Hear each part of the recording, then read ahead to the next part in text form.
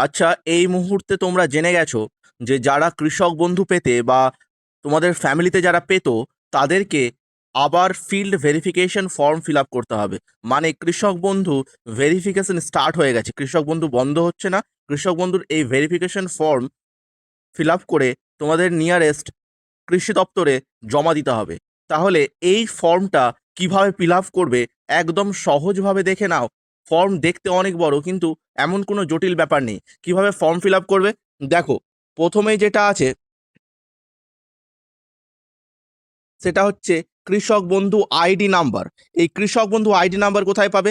কৃষক বন্ধুর যে অফিসিয়াল ওয়েবসাইট সেখান থেকে আধার কার্ড নাম্বার বা ভোটার কার্ড নাম্বার দিয়ে ওখান থেকে কৃষক বন্ধুর আইডি নাম্বার পাওয়া যাচ্ছে। কিন্তু বর্তমানে ওয়েবসাইটে কিছু সমস্যার জন্য সেটা খুলছে না। যদি তোমরা না পারো তাহলে অফিসে গিয়ে বলবে, তারাই বের করে দিবে, সেখান থেকে সিরিয়াল নাম্বার আইডি নাম্বারটা লিখে নিতে পারবে। আর যদি ওয়েবসাইটে খুলে যায় তাহলে আমি তোমাদের ভিডিও দিয়ে জানিয়ে দেবো। চ্যানেলের সাথে থেকো, ফলো করে রেখো, আমি ভিডিও অবশ্যই আপলোড করে দেবো। দেখো, প্রথমে 1 নাম্বারে কি আছে? সুবিধাভোগীর নাম, যে বেনিফিশিয়ারি, যে কৃষক বন্ধু পেত তার নাম লিখতে হবে। পাসবুকে যেমন নাম আছে এবং আইডি কার্ডের নামটা যাতে ম্যাচ করে।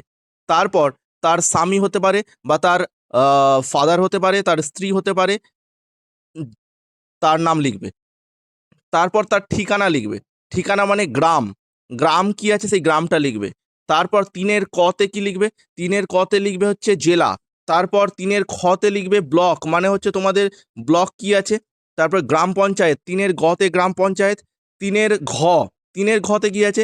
মৌজা, মানে তোমরা যে পর্চা বা যে খতিয়ান দেখিয়ে এই কৃষক বন্ধু পেতে, সেই খতিয়ানটা কোন মৌজার মধ্যে পড়ে সেই মৌজাটা এখানে মেনশন করতে হবে। তারপর ব্যাংকের বিবরণ ৪-এ। ব্যাংকের বিবরণে প্রথমে কি আছে? প্রথমে যেটা আছে সেটা হচ্ছে ব্যাংক বা শাখার নাম, ঠিক আছে। তারপর হচ্ছে সেখানকার আইএফএসসি কোড। এখানে ব্যাংকের উপরে ৪-এর কয়ে ব্যাংকের নাম দিতে হবে এবং ব্রাঞ্চের নাম দিতে হবে। তারপর আইএফএসসি কোড দিতে হবে ৪-এর ক্ষয়ে। ৪-এর গয়ে কি আছে? ব্যাংক অ্যাকাউন্ট নাম্বার, ঠিক আছে। তারপর হচ্ছে আধারের সাথে যে মোবাইল নাম্বারটা লিঙ্ক আছে সেই মোবাইল নাম্বারটা এখানে দিতে হবে। তারপর আধার নাম্বার দিতে হবে ৬-এ। তারপর সাথে কি দিতে হবে? Epic number. এপিক নাম্বার মানে কি? Voter ID card number. তারপর কি বলেছে? তারপর লেখা আছে ৮ নাম্বারটা ভালো করে দেখো। যদি কারো এসআইআর এর নাম না থাকে, মানে কেউ যদি এখনো ভোটার লিস্টে তাদের নাম না থাকে, তাহলে এখানে লিখতে হবে। তারপর পিএম কিষানের সুবিধা পান কিনা। যদি পিএম কিষান কেউ পায় তাহলে হ্যাঁ এখানে ইয়েস লিখতে হবে বা হ্যাঁ লিখতে হবে।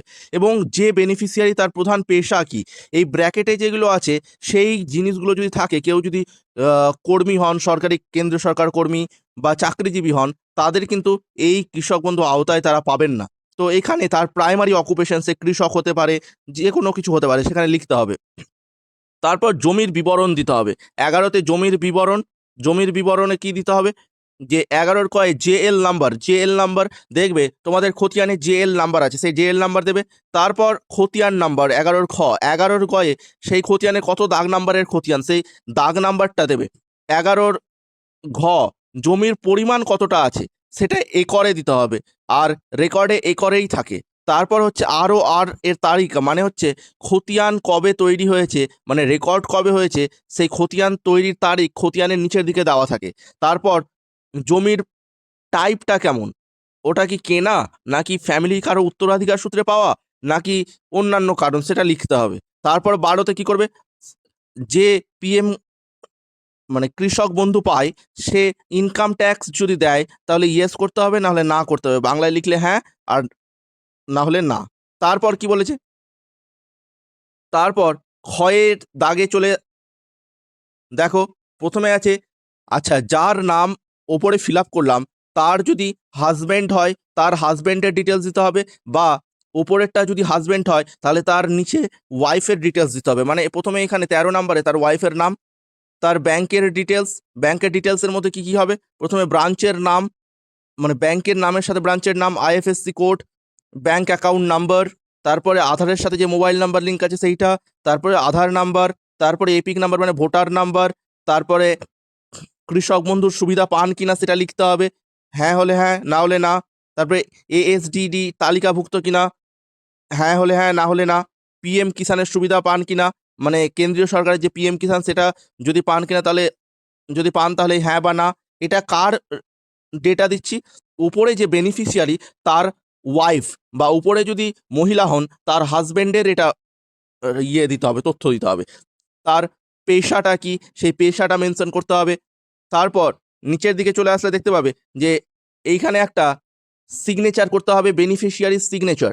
এইখানে বেনিফিশিয়ারির সিগনেচার করতে হবে এবং বেনিফিশিয়ারি সিগনেচার করে এই জায়গাটা পুরোটা হচ্ছে অফিস ইউজ করবে এবং অফিস তারপর এইটুকুটা ছিঁড়ে তোমাদেরকে দিয়ে দেবে, ঠিক আছে?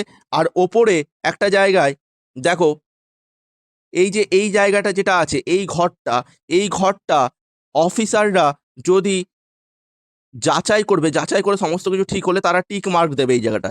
এই ঘরে তোমাদের ফিল আপ করার কোনো দরকার নেই।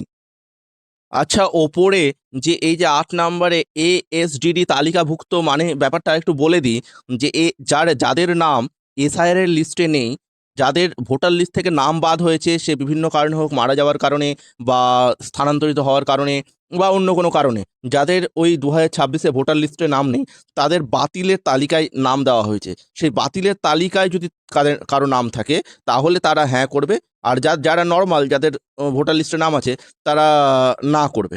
ঠিক আছে? আশা করি বুঝতে পারলে। আর এরকম ইনফরমেটিভ ভিডিও পাওয়ার জন্য এবং সঠিক তথ্য পাওয়ার জন্য এই চ্যানেলটা ফলো করে রাখো এবং একটা লাইক করে দিও। থ্যাংক ইউ, দেখা হচ্ছে নেক্সট ভিডিওতে।